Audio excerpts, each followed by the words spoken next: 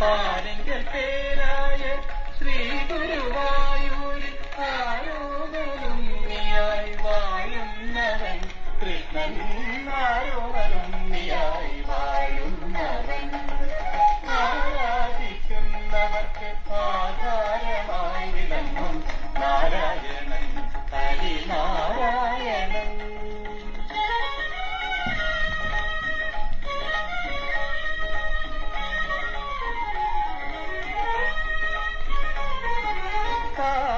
കാരുണ്യമൂർത്തിയായി കാർമുകിൽ വർണ്ണനായി,